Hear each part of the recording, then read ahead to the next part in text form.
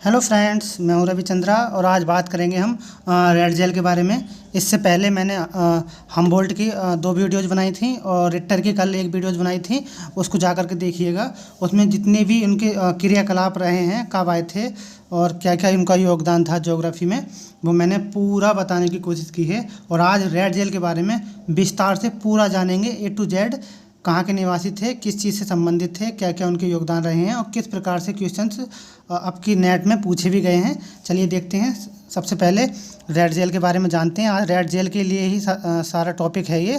कल रिक्टर का था और इससे पहले हमबोल्ट का था। तो आइए जान लेते हैं। सबसे पहले रेड जेल, इनका जन्म हुआ था 1844 में। ये काफ़ी महत्वपूर्ण है। जैसे हमबोल्ट का पूछा गया था 1769 से लेकर 1859 तक, ऐसे ही पूछा जा सकता है रेड जेल का 1844 से लेकर 1904। अगर इनका ड्यूरेशन देखेंगे तो फ्रेंड्स 59 वर्ष की आयु में ही इन्होंने बहुत सारे अपने योगदान ज्योग्राफी में दिए थे। चलिए देखते हैं। इनका निवास स्थान पूछा जाता है कि रेड जेल कहाँ से बिलोंग करते हैं, तो जर्मनी से। जैसे कभी कभी ऐसे पूछ लेता है, ऐसे करने के लिए कि फ्रांस से हैं, जैसे बिलास फ्रांस से हैं और हमबोल्ट जर्मनी से हैं, रेड जेल जर्मनी से हैं।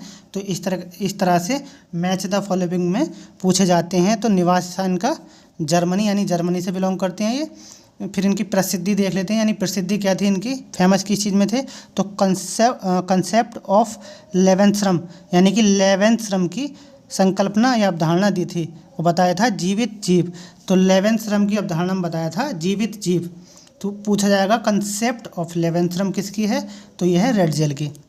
आइए देखते हैं, प्रभाव देखते हैं। तो प्रभाव फ्रेंड्स, इनका जो रेड जेल पे जो सबसे ज़्यादा प्रभाव था वो चार्ल्स डार्विन का था और अर्नेस्ट हैकल का जो पारिस्थितिकी है, इकोलॉजी, उसका प्रभाव रेड जेल पर देखने को मिला। क्योंकि इन्हीं को बेस बनाकर इन्होंने अपनी जो थ्योरी थी और राजनीतिक भूगोल है वह प्रेजेंट की थी। आइए आगे देखेंगे इसके बारे में। सबसे देखते हैं फिर इन्होंने क्या, इनका योगदान था राजनीतिक भूगोल के पिता पूछा जाता है, फादर ऑफ पॉलिटिकल ज्योग्राफी।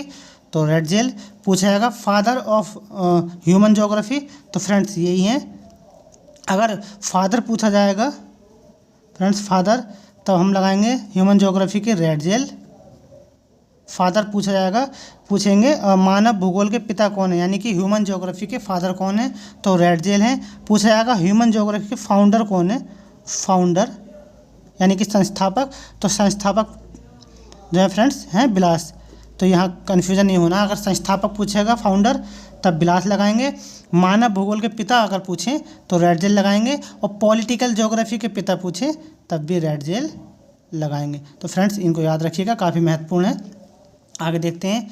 इन्होंने राज्य के 3 आयाम बताए। पूछा जाएगा ऐसा कौन सा भूगोलवेत्ता है जिसने राज्य के, जहाँ फ्रेंड्स राज्य की बात हो, स्टेट की बात हो, वहाँ जो है रेड जेल ही आएंगे। तो इन्होंने राज्य के 3 आयाम बताए। सबसे पहले बताया क्षेत्रफल, यानी कि उसका क्षेत्रफल यानी क्षेत्र कितना है, यानी कोई भी राज्य है उसका क्षेत्र कितना है। उसकी प्रजा, यानी कि उसमें पॉपुलेशन कितनी, यानी प्रजा कितनी है, ये बताया था। पूछा जा सकता है ऑप्शन के माध्यम से A B C D। तो उसमें एक में क्षेत्रफल होता है यानी क्षेत्र होता है, एक प्रजा होती है यानी पॉपुलेशन होती है, जनसंख्या होती है, और उन जनसंख्या में एक फिजिकल एवं कल्चरल एक एटमॉस्फेयर होता है, यानी कि भौतिक एवं सांस्कृतिक वातावरण होता है। तो ये पूछा जा सकता है कूट के माध्यम से कि किस इसमें राज्य के 3 आयाम में कौन शामिल नहीं है। जो क्षेत्रफल है, प्रजा है, भौतिक एवं सांस्कृतिक वातावरण है। आइए देख लेते हैं इनकी प्रसिद्ध बुक। तो the laws of the spatial growth of states, यानी इन्होंने, मैंने बताया था अभी, इन्होंने जो है राज्य के ही बारे में बात की। जहाँ स्टेट्स की बात हो, नेशन स्टेट की बात हो, राष्ट्र की बात हो फ्रेंड्स, तो वहाँ पर रेड जेल होंगे। तो the laws of the spatial growth of states, ये रेड जेल की बुक है, काफ़ी फेमस है, पूछी जा सकती है। और दूसरी ये तो फ्रेंड्स कई बार पूछी जा चुकी है। और इसमें तो आपको ये भी पूछा गया था कि जो पॉलिटिकल ज्योग्राफी है उसका क्या रोल है मानव पर, यानी कि जो पॉलिटिकल ज्योग्राफी है क्यों, किस लिए आई गई है। तो फ्रेंड्स जो आगे देखेंगे, मैं बता देता हूँ यहाँ पर। तो पॉलिटिकल ज्योग्राफी जो है नेचर, यानी कि प्रकृति और मानव का जो अंतर संबंध होता है, उसके लिए पॉलिटिकल ज्योग्राफी में इन्होंने बताया था। तो पूछा गया था, यानी कि नेचर और मानव का जो अंतर संबंध है, प्रकृति और मानव का जो अंतर संबंध है, तो वो इसमें सेकंड शिफ्ट में पूछा गया था ये, तो इसको याद रखिएगा। आगे इन्होंने बताया कि जीव मंडल के सभी प्राणी, यानी जीव मंडल के जो जितने भी प्राणी हैं जीवन चक्र से बंधे हुए हैं। पूछा जाएगा ये किसने कहा था कि जीव मंडल के जितने भी प्राणी हैं, यानी कि जितने भी जीव जंतु हैं, वो एक जीवन चक्र से, यानी कि एक जीवन के साइकिल से एक बंधे हुए हैं। तो फ्रेंड्स ये बताया था रेडजेल ने। फ्रेंड्स मैं इनका A to Z सारा जितना भी योगदान है वो एक ही वीडियो में लेकर आया हूँ, जिससे रोज़ एक वीडियो ला करके मैं ये बताने की कोशिश कर रहा हूँ एक जगह ला करके कि ये पूछा जा सकता है और पूछा भी गया है। ये भी पूछा गया था और ये भी पूछा गया। उसी प्रकार राज्य भी एक जीवंत इकाई है। इन्होंने बताया जैव मंडल के सभी प्राणी जीवन चक्र से बंधे हुए हैं, ये रेडजेल ने कहा। और उसी प्रकार राज्य भी एक जीवंत इकाई है, यानी कि जो राज्य है, स्टेट है, एक जैविक इकाई है, यानी कि जीवंत इकाई है। ये पूछा गया है, तो ये याद रखिएगा, रेडजेल का योगदान है इसमें। ये आगे देखते हैं फ्रेंड्स, है इसमें रेडजेल की राज्य की जैविक अवधारणा में सामाजिक डार्विन का पर्याप्त प्रमाण मिलता है।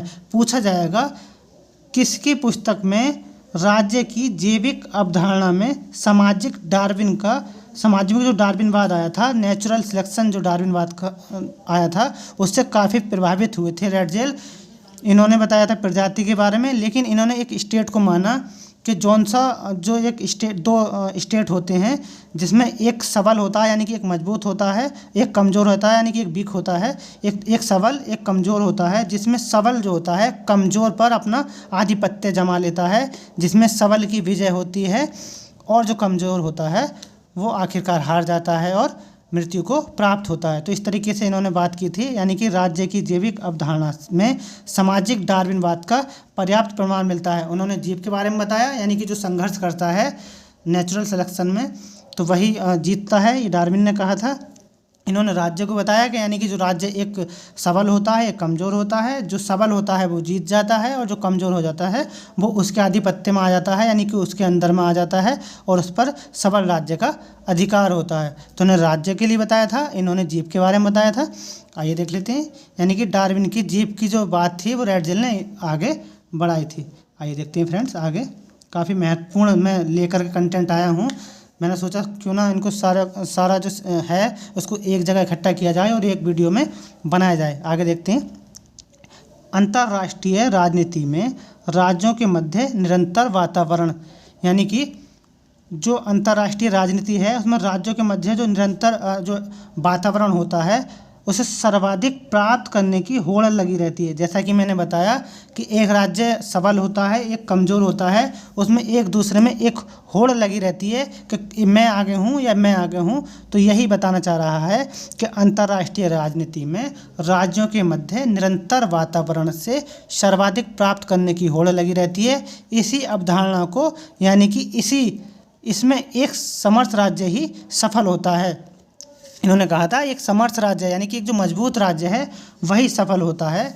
ये बात को इन्होंने बार बार बताने की कोशिश की है। तो ये रेडजेल ने लेवेंथ्रम में कहा था। फ्रेंड्स आगे है, अभी देखिएगा, एक मिनट,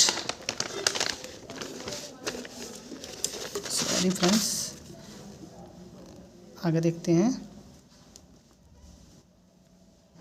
ये नोट है, इसमें देखिएगा इसको, इसमें इन्होंने कहा है नोट में एंथ्रोपोजियोग्राफी पूछा जाएगा। जो एंथ्रोपोजियोग्राफी है वो कितने खंडों में है? तो फ्रेंड्स ये 2 खंडों में है, जिसमें मानव और वातावरण का अंतर संबंध को दर्शाया गया है। पूछा जाएगा जो रेडजेल की एंथ्रोपोजियोग्राफी है वो कितने खंडों में है? तो सबसे पहले बताएंगे आप 2 खंडों में है। वो किस चीज़ को दर्शाती है? तो मानव और जो वातावरण है उसका जो एक दूसरे में जो अंतर संबंध होता है उसको दर्शाती है। फिर उन्होंने बताया था पृथ्वी और आवास, यानी पृथ्वी और उसका आवास जो रहने वाला हैबिटाट होता है।